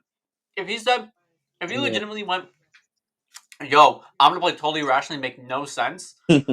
Sai's not gonna have any fucking clue. I feel like that's also a negative yeah, to yeah, Shido. If you play in a way that nobody can understand, that's a negative to you because you're making it so that your team cannot like work and link up with you. You are being a waste of a player on the pitch. That I think is a negative. yeah, true. Because Yeah, before Sai told him to like think normally, he was planning on just scoring a free kick Yeah. without Sai's help. He Even was then, just full on sending it through the goal. even then, Someone would have blocked it. the whole previous chapter, Shido was throwing like the entire formation out of the whack. He was playing totally irrational. Mm. So I probably just chose Shido because he can complete the plays that Shido wants to do, but for that he requires sorry, what was that? Yes, Shido needs a good midfielder to accomplish the plays that he wants to do, but he can't even accomplish the other ones. Like any good play, he needs a good midfielder for. Explain why Cheetah can catch size pass, but Shido could. I will tell you right now. I've been waiting for someone to bring up this point. I think it's So, an easy one to answer. Sai calculated the distance and timing of Chigity's run to send the pass directly to where Cheetah couldn't reach, especially because Chigity was running at an angle that was drastically easier for Shido to hit than Chigity was. And he had to react as well. Yeah. He literally says, Sai says, no way. Was he aiming for a few centimeters past my maximum arrival point? And he did this because he matched up against Chigity numerous times and knows how fast Chigity can run. Doing so, he calculated how fast he could run and sent the pass that would be just beyond what Chigity could reach. And the reason he did that was to draw out another defender. Didn't Chigiri run before Sai reacted? Didn't No. Chigiri run before Sai Chigiri ran analyzed after. I'm pretty sure Chigiri ran. Chigiri reacted to Shido's run. Yeah, Chigiri ran just before Sai passed. but I'm saying Sai reacted to both of them. And Shigiri blast off, he started analyzing. Yeah. And he starts running at top speed. And he did it to draw out another defender, which, if I'm not mistaken, hold on, let me see the positions of everyone. Chapter 2. Yeah, Chigiri is standing where Shido hits the Dragon Drive. Chigiri is standing where he hits Dragon Drive too. So if Chigiri was there, Shido would have missed the Dragon Drive because Chigiri would have been in the way. It's not! Leo, you're saying it's a headcanon. Sai, he literally says, was he aiming a few centimeters past my maximum arrival point? How would he know where Chigity's maximum arrival point is unless he matched up against Chigity and knows how fast he could run? I think he's responding to OP's comment here that says that's because No, I agree with OP. I'm talking to Leo. Leo in the chat is saying it's a headcanon. It's not. It's literally stated, chapter 127. If this is 20 pages, this is 20, 19, 18. Page 17, it's stated on. That's not headcanon. That's stated word for word in the manga. A headcanon is saying, like, fucking Rain kisses a picture of Sai before bed. Like, the fuck? That's a headcanon because there's no evidence to support it. When there's evidence to support this, it's less of a headcanon and more of a factual statement. If someone says something, it's a statement. Especially when it makes sense with evidence we have to build up to say it. I got this man wearing this with nerdy glasses, bro. Man, shing. No. Yeah, but he's saying it as a statement. He's saying, did he really do that? Is he really capable of doing that? He's saying it because he's shocked. Like, what? I couldn't reach it? And he says, no way. You said, did you do it so you kicked the ball just past my maximum arrival point? He's saying that unrealistic, like, that's what you did. But really? You could do that? That's what he said. Am I wrong with that? Am I wrong in assuming that? I don't think you're wrong. Also, the pass was way easier for Shido to hit because he's just running fucking parallel to Sai. Yeah. Chigi's running perpendicularly. So technically, in relation to speed, he would have beat him. Yeah, of course he would have. Also, again, but he pulled Chigity out of his spot. He made sure to send a pass that Chigity looked like he could hit because Chigity was in the position of his Dragon Drive, exactly where he hit. If Chigity did not move and Sai hit it like either closer or farther, Chigity would have been like, I couldn't reach that. But he put it at such a precise point that Chigity couldn't hit it to where if... And he had to be close enough to the box that it's not too far out of range for Shido. Yeah. He needs to put it close enough to the box that it's not too far out of range for Shido. Because it's like, I think maybe a meter for Shido. But it also needs to be put just about that draws Shigity fully out of the box. Yeah. Yeah. Guys, I've been wondering this all day today, right? It's a bit of a weird one. Why do how can I I word do it? do. I do do. You do do. We do do. Mm. How can I word this best? Bomb sandwich. Ah, right. What do you think caused Ego to quit football? Because reading this chapter and thinking about satisfaction and how Nagi was satisfied in beating in beating Isagi, I thought, what are the chances that Ego went toe to toe with Noel Noah, beat him, but then got satisfied? Mm. Because Maybe. a guy like Ego, right, who got all these ideas, the only thing I can think of that would have stopped him from playing football, at first I thought it was an injury thing. Because he's not that old. He's probably around Noah's age. I'm thinking it's probably an injury thing because you see it a lot as well in real life where young footballers, they'll get injured and they'll have an injury so severe that they can't really continue playing football. So what they do is they go into coaching. I know Ego is not really a coach like that, but he's like a modern age coach, like a new style of coach. So at first I thought it was injuries, but after reading this chapter, I thought, what if Ego also got satisfied at some point? Because remember, he was rivals with Noel Noah, Oh. and Noel Noah still acknowledges him. Still acknowledges him. Back pain. Mm. Yeah, I mean, for me, it's either satisfaction or injury because he would have had to shift his attention, like he would have had to shift his attention from being the world's best at some point, and the only thing that can make him shift that is either him being injured or him being satisfied with where he is, where he's achieved in his footballing career, and now it's time to move on to the next thing, which is creating the world's best footballer. Sorry, striker. I don't know. I have to think about it a little more. I know I had a theory about ego and such, but I don't remember fully of why I said he retired. Yeah. So yeah, I was just thinking about it after reading it today.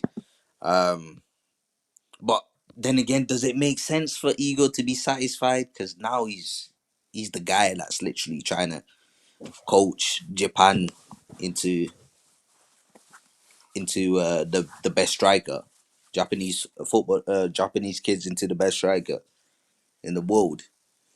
So wouldn't it make more sense if he never actually beat Noel Noah, and maybe he came to a realization that perhaps he never will because he's limited somehow, some way. I don't know. Mm. I need an Ego backstory, man.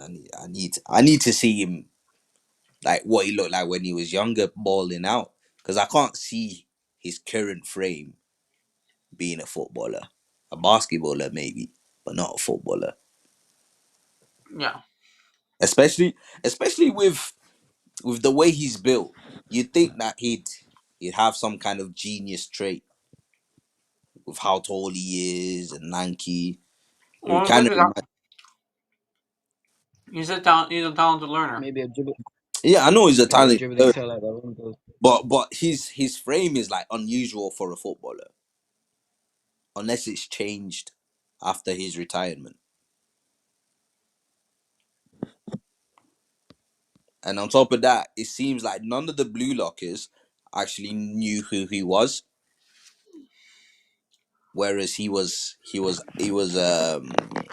a rival to Noah. Everyone knows Noah, but no one knows Ego Genpachi.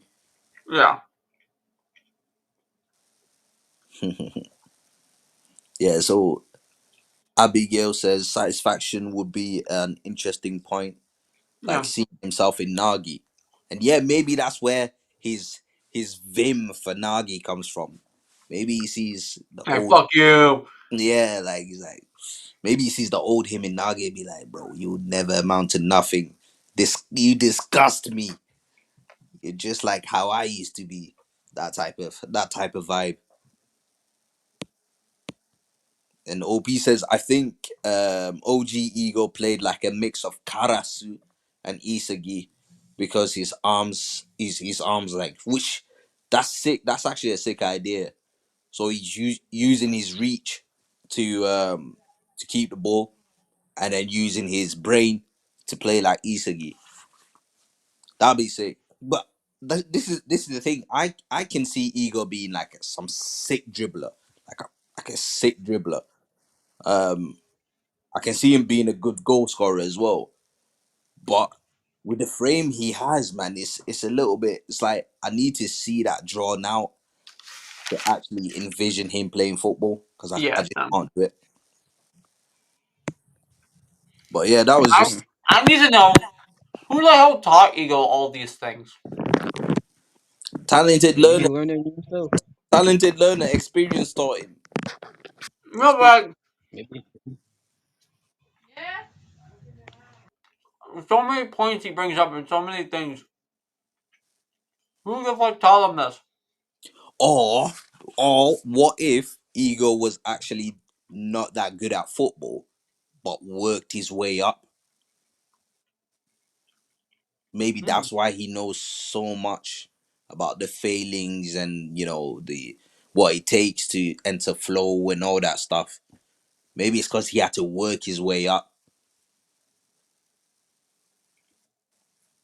Maybe he actually got into football quite late in his age, worked his way up to the top, but was only at the top against Noah for a short amount of time. But And that's Noah said like 10 years, so yeah, you could be right. Ten yeah, years ago, they were yeah, rivals. and that's why no one really knows about him. Because imagine 10 years ago, the likes of Isagi would have been like 7 years, Rin 16. It's understandable, like if they don't really know much about him, especially if he didn't play for say a well-known team at the time. But It's kind of everyone knew Noel Noah at that time though. weird because considering like Noah in his egoist Bible bio says he likes cup noodles like ego. Yeah. So OP says, have you heard that Japanese football player that studied dribbling to become one of the best? Yeah, yeah, yeah. Kaoru Mitoma. Yeah, yeah, heard of him. Yeah, Mitoma. Yeah, so Carl who? Mitoma. Hmm. Yo, Oh, someone just posted that song. Yo, Henry, check this dude. Clip this shit, and he just makes Rayo cry. Which, by the way, keep in mind, the match against Manshine and Barcha ended 33 minutes before the game. I'm very sorry. I don't think they ended at the same time, No, right? they didn't end at the same time. They So Ego is specifically choosing to play this video back in front of like, yo, bros. If you Oh like, no, yo, no, unless you just unless they embarrassed have yourself to for the wait. Barcha. Watch this shit. I just put it on in front of PXG. No, unless he made them wait, because didn't he say that he's broadcasting the results live to all strap? I I don't think think so. I think that's what he says in the Yeah, chapter. but I thought you, here's the we deal. got everyone What happens if watching they won as the they game in did. 5 minutes? They just gonna sit there and wait till the other game's done on the pitch. Yeah, this is what I'm thinking he made them sit down for 33 minutes, bro. Hell no, I'm not sitting down for 33 No, minutes. You but mad? that's the savagery. Ego would go to, man. He's a But that savage. is so petty. Not gonna lie, that is petty to the max. I told you he hates Nagi, bro. He hates Nigga, Nagi. he is No. 32, bro. You cannot hate If on an my 18 theory year is old. true, he doesn't hate Nagi. No, but think about it, Arrow, because they still had to wait until the Boston Munchen game ended to get the valuations for that match. Which game? The Boston Munchen versus PXG. So they can't have had the results before that. They didn't have to But then wait. again, it's You being just showed broadcast them. simultaneously. It's being broadcast simultaneously. Yeah, it has to be broadcast simultaneously. So Rio's reaction would have been live, not a So pre-recorded. he It is put it live. on It has to TV. be. That's even worse. Yeah, I know it's worse because Rio and Nagi would have been waiting for 33 minutes, bro. No, 100%. 100%. It had to have been replayed. Like, No, it can't have been because otherwise they wouldn't know what valuation Isagi and those guys got, so they can't have okay, done because ranking. they just finished their game. Yeah, so it's live then. No, it's not. It is. Okay. If Manshine finished 20 minutes earlier. Yeah. So how can Manshine get updated valuations There ain't no if way talking game about the has time when a match ended. You're joking. Yeah, I get what you're saying now. yeah, that's what I meant. Well, Dudes are well, to mad. be fair, they could just be bidding on them as the game is going on. So the bid values could be being adjusted. And That'd be even crueler though. Imagine seeing well, because like, Nagi in the black and then fall into the red. well, let me ask you this, right? Do you think Kaiser got his goal after the Ubers game? Not his goal, got his bid value from Morale after Ubers? Or do you think they put in his bid value after he scored the bicycle kick? I would Yeah, assume they put it's it in right after he after scored. for the bicycle kit for sure. Yeah. So like they probably like are getting bid values adjusted or seeing the bid values, But and they're but probably seeing they probably see Isagi and them at the top already. Like, and they could probably see like, I mean, Kiora after he got his assist, he but already got placed in there. What else? Like, no I other think at players the end got of the bid values that impacted the values. If after the second goal, if Kiora's value's in there, no one else got added. They're just gonna watch people go up and down. So to see Nagi like doing nothing after he made his final pass, they probably saw what his ranking was, and they saw he was at the bottom because like. but it's too early because you still needed to wait and see because you still needed to wait and see who would contribute to Isagi's final goal. Yeah, Because but those are only impacting the top values. If you already see Nagi at 24, but right? imagine now Noah decides to put on Nerutepe and Nerutepe It assists Isagi's final goal. could be why Nagi Rai was like, can you recalculate the stuff? Because they're not fully done yet. Because they weren't fully done. He's like, what the fuck? Come on, Yep. recalculate that shit. Like, nah, fuck you. Yeah, that's true. That's Fuck true. you. Get the But fuck out of here. But I'm pretty sure Ego mentioned is broadcasting live simultaneously to all stratums the results. That just feels. I probably is. It just feels very inconsistent. Of like why they're just gonna be because the games will end at a different time. Like Bastard versus Barcha ended before Well, PXG and Barcha did. it builds on the drama. Now Nagi's there, sat there crying the whole time. You know, Well, he doesn't know his he doesn't know for his big 33 value. minutes. He's probably just sitting there like, BioShell says it's 294. Probably when he says it's live. But like, you think Nagi's just gonna be sitting there for like 10, 20 minutes? Yeah, I think so. I wonder if I made it. It's one of those you know where you just have to wait like in anticipation, you know, for your test results. One of them ones. Maybe. But you're talking about test results. We see And Kaiser sitting down for like 3 chapters in despair. and as well the so it says with the Neo Egoist League. I can't wait till they adapt that in the anime. Over It's all gonna be matches like are 2 episodes straight of cutting to Kaiser just. Yeah, Kaiser So just starting suck, now, bro. It's present the gonna final be salary 2 rank. episodes straight of whenever they cut to Kaiser. Yeah. Like, what the fuck? I'm actually gonna dip here because I gotta get this video done. I did the audio recording beforehand. I have to do all the snipping and editing for it to be up tomorrow. I gotta go jump into editing. Thank you so much for letting me tune in. Yeah, bro, do it, stream, man. That Hey, video double, bang. double. I That video appreciate it for letting That me. video sounds amazing. yeah. I'm gonna watch it Alright. 2 times. Twice. All right. See ya. I see you, man. Yeah, no, you're right, Bioshell. It's here. It's here. Wait, let me get it up. I think this is a good time we can end stream, right? Been Yeah, on for like an hour.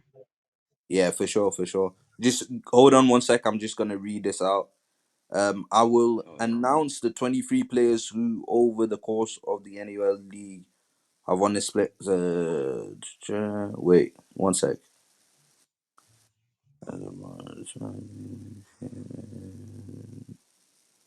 We will now begin the final salary auction announcement, which will be live streamed to all teams in all areas. Yeah, that's perfect. Bioshell, perfect, perfect. But yeah, man, we're gonna end the stream here. Leo, thank you so much for joining in. Hey, Um, no problem, bro. No yeah, props. bro, and your setup is crisp today. So whatever you did, bro, do that again, innit? But yeah, um, we're here. Thank you so much, guys, for joining us in the chat. And we'll see you again next week. Hopefully, where we get to see a bit more. Actually, next week I actually want to see some interaction between the losers and the winners. But I doubt we're gonna see that. But that's what I want to see, and I want to see also the world's interaction to the world's reaction to Isagi's final ranking and where he's at, and Sai as well. Hopefully we get to see Sai. But yeah, man, guys, this is it for the stream. Thank you so much for joining in. See you, Vincenzo. See you, Bioshell. See you, OP. See you, Leo. See you, Abigail, and everyone else that was in here. See you soon. And for now, take care and God bless. Yes, sir.